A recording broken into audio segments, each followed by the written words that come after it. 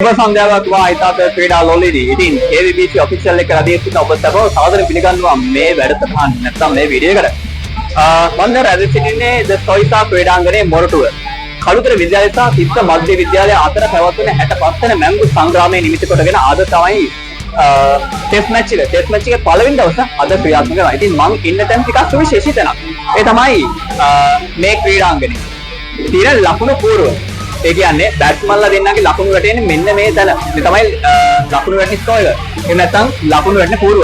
ඉතින් මේ පූර්වයේ මේ පැත්තේ තියෙනවා බැට්ස්මන්ලාගේ ලකුණු වැටෙන තැන. ඒ වගේම විකට් වල ලකුණු වැටෙන තැන් ටික තියෙනවා මේ ඉස්සරහා තියෙන පූර්ව ටිකේ. ඉතින් මේ විදිහට තමයි මෙතන ලකුණු ටික වැටෙන්නේ. අපි ඇවිල්ලා ඉන්නේ ඉතින් හරිම විශේෂ යනකට. ඉතින් මේ වගේ ගොඩක් දේවල් ඔයාලට ගෙනීමේ බලාපොරොත්තුවත් එක්ක තාවකාලිකව අපි සමුගන්න ඕකෙන් මේ තියෙන්නේ අර කියව ප්ලේස් එක. මම හිතන්නේ ගොඩක් කට්ටිය මේක දැකලා නැහැ. අපි ඒ හින්දාම ඔබට පෙන්වන්න මේ වීඩියෝ එක ගේන්නේ. කවුද? අපි කළුතර විද්‍යාලය. කළුතර විද්‍යාලය කිව්වේ මේ පාර දිනන්න කියලා පොඩි කමෙන්ට් එකක් දාන්න. ඔයාලගේ සහාය තමයි අපේ කට්ටිය දිරිමත් කරන්නේ. එහෙනම් හැමෝටම good luck.